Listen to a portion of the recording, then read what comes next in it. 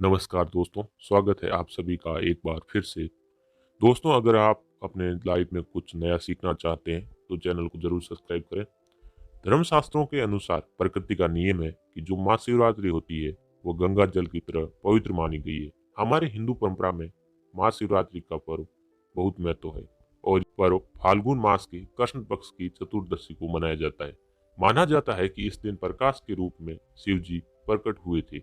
शिव जी का विवाह पार्वती के साथ इसी दिन हुआ था। शास्त्रों के अनुसार माना जाता है कि महाशिवरात्रि के दिन से ही सृष्टि का आरंभ हुआ था।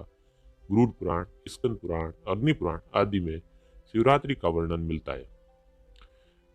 आप केवल पूजा पाठ भी करते हैं तो यकीन मानिए जीवन में सुख की प्राप्ति होती है। इस दिन भगवान भोलेनाथ की साधना करने से धन धान्य और सौभाग्य में वृद्धि होती है। भगवान भोलेनाथ को प्रसन्न करने का बहुत ही खास दिन माना जाता है। भगवान भोलेनाथ भोले भंडारी है। एक लोटा जल चढ़ाने से ही खुश हो जाते हैं। मात्र एक बेलपत्र से ही अति प्रसन्न हो जाते हैं, लेकिन गुस्सा भी जल्दी हो जाते हैं। भगवान भोलेनाथ को कुछ वस्तुएं प्रिय है, कुछ चीजें ऐसी है जिनका भगवान भोलेनाथ की पूजा में इस्तेमाल ना किया जाए तो भगवान भोलेनाथ का पूजन अधूरा रह जाता है। वही कुछ ऐसी वस्तुएं हैं जिन्हें आप अनजाने में आप भगवान भोलेनाथ को अर्पित कर देंगे तो उसे भगवान भोलेनाथ आपसे रूठ जाएंगे। भगवान भोलेनाथ को अर्पित पूजा करते समय कुछ बातों का विशेष ध्यान रखना चाहिए। वीडियो में हम बताएंगे कि महाशिवरात्रि के पावन पर्व पर क्या करें, क्या न करें, और भगवान भोलेनाथ को एक वस्तु अति प्रिय है जिसकी चर्चा हम आगे करेंगे, और कौन सी वस्तुएं भगवान भोलेनाथ को अर्पित नहीं करनी चाहिए इसके बारे में हम आगे से विस्तार से बताएंगे। आगे बढ़ने से पहले आपसे रिक्वेस्ट है, आपने अभी तक चैनल को सब्सक्राइब नहीं किया है तो चैनल को सब्सक्राइब करके बेल आइकन को जरूर दबाइए और वीडियो को लाइक करके कमेंट बॉक्स में हर हर महादेव, ओम नमो शिवाय लिखना ना भूलें। आप सभी को महाशिवरात्रि की हार्दिक शुभकामनाएं। आइए सबसे पहले जानते हैं कि महाशिवरात्रि के पावन पर्व पर क्या करना चाहिए जिससे भगवान भोलेनाथ और माँ पार्वती का आशीर्वाद प्राप्त हो। महाशिवरात्रि के दिन भगवान भोलेनाथ की पूजा सफेद या लाल वस्त्र के वस्त्र धारण करके ही करें।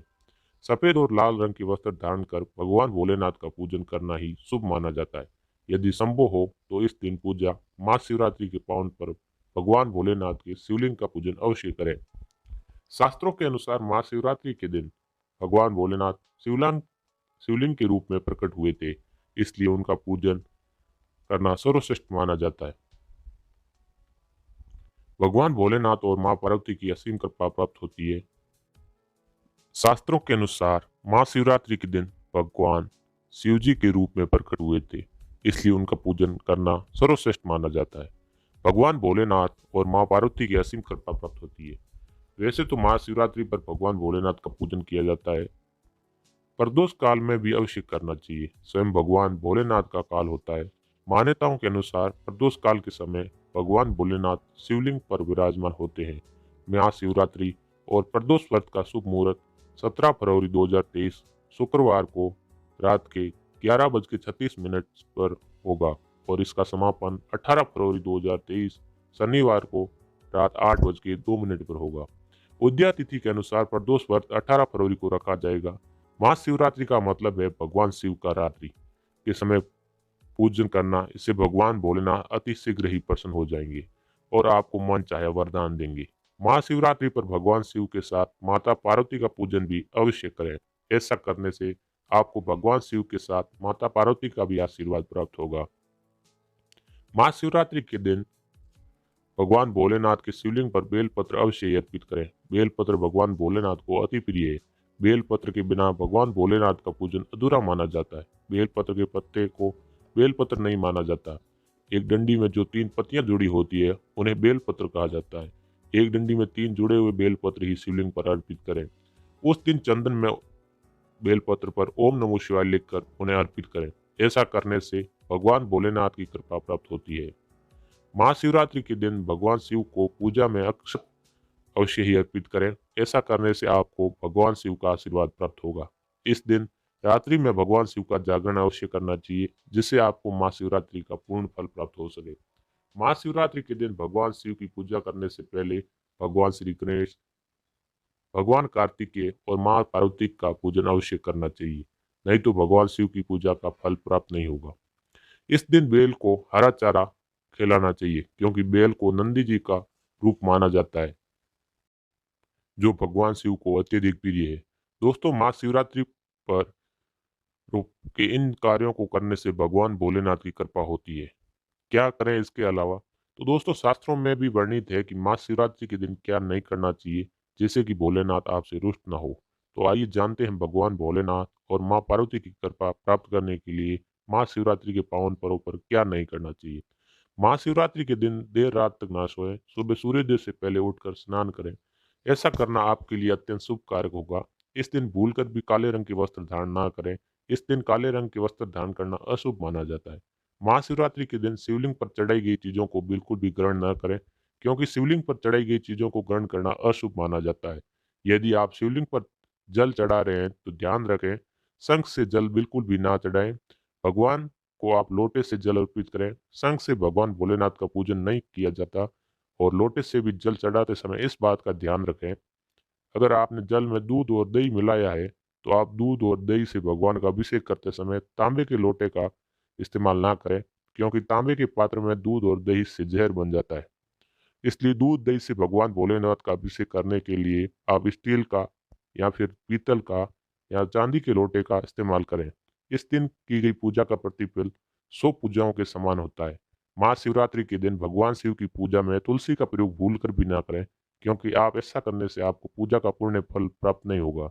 भगवान श्री गणेश और भगवान शिव को तुलसी अर्पित नहीं की जाती, इससे काल सर्प जैसे दोष लग जाते हैं। इस दिन भगवान शिव की पूजा में कल्कि और चंपा के फूलों का प्रयोग नहीं करना चाहिए, क्योंकि भगवान की पूजा में इनका प्रयोग करना वर्जित माना जाता है। भगवान शिव की पूजा में हल्दी और कुमकुम का प्रयोग बिल्कुल भी ना करें, क्योंकि भगवान शिव वैरागी है और हल्दी और कुमकुम शुभता के प्रतीक माने जाते हैं। भगवान शिव की जो मूर्ति शिव परिवार के रूप में है, जहाँ भगवान श्री गणेश, भगवान कार्तिकेय और माँ पार्वती है, तो आप वहाँ पर भगवान शिव को हल्दी कुमकुम से तिलक कर सकते हैं। लेकिन भगवान शिव की जो शिवलिंग होती है, वह भगवान शिव का बैरागी रूप है, वहाँ आप हल्दी कुमकुम का प्रयोग ना करें। महाशिवरात्रि के दिन भूल कर भी घर में कलह नहीं करनी चाहिए और ना ही किसी को अपशब्द बोलना चाहिए। यदि आप ऐसा करते हैं तो भगवान शिव का आशीर्वाद प्राप्त नहीं होगा।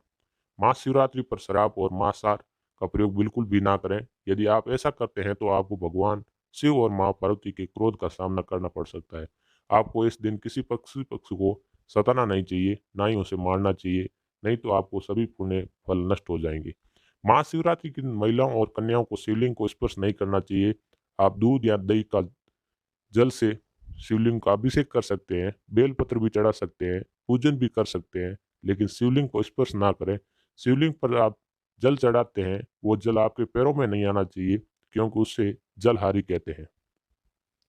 शिवलिंग पर बहुत बहते हुए जल को हमेशा अपने मस्तक पर स्थान देना चाहिए। उसका छींटा अपने बच्चों के ऊपर मारना चाहिए। इससे शरीर में शीतलता आती है और शरीर नजर दोष और कहीं पीड़ाओं से मुक्त हो जाता है। मन को शीघ्र ही शांति मिलती है। शिवलिंग को सदैव आदि परिक्रमा ही करनी चाहिए, इस बात का विशेष ध्यान रखें। दोस्तों, महाशिवरात्रि के पावन पर्व भगवान भोलेनाथ और महाशिवरात्रि की कृपा प्राप्त करने के लिए इन्हीं सभी बातों का विशेष ध्यान रखें, जिससे आपको व्रत और पूजा का पूर्ण फल प्राप्त हो सके, जिससे आपको भगवान शिव और भगवान कार्तिकेय, भगवान गणेश और माँ पार्वती की कृपा प्राप्त हो सके। और बहुत सारी चीज़ें इस दिन के व्रत में ऐसी होती है जो आपको नहीं करनी चाहिए, और एक चीज़ ऐसी है जो महाशिवरात्रि के दिन जरूर खानी चाहिए, ताकि आपको इस व्रत का संपूर्ण फल मिल सके।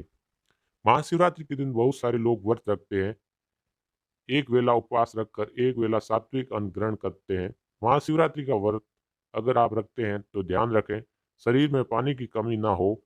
इसके लिए अनार या संतरे का जूस का सेवन कर सकते हैं, लेकिन गन्ने का जूस मत का सेवन नहीं करना चाहिए। महाशिवरात्रि के दिन फलाहार में सेव, संतरा, पपीता, केला, खीरा आदि खा सकते हैं। इस दिन नमक नहीं खाना चाहिए। बहुत से लोग सेंधा नमक का खाना खाते हैं, तो आप वो खा सकते हैं, लेकिन सफ़ेद नमक का प्रयोग मत करें। काला नमक का प्रयोग मत करें। आलू का आप प्रयोग कर सकते हैं। भूल कर भी चावल, रोटी यानी अनाज का प्रयोग मत करें। आप गेहूँ एक बार खा सकते हैं, पर चावल मत खाइए। इस बात का विशेष ध्यान रखें।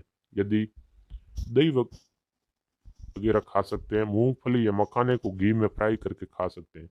मीठी चीज़ों का सेवन आप ज़रूर करें। गाजर, खीर, साबूदाने की खिचड़ी ये आप खा सकते हैं। इस दिन कुट्टू के आटे का खाना भी आप बना सकते हैं और आप इसे खा सकते हैं।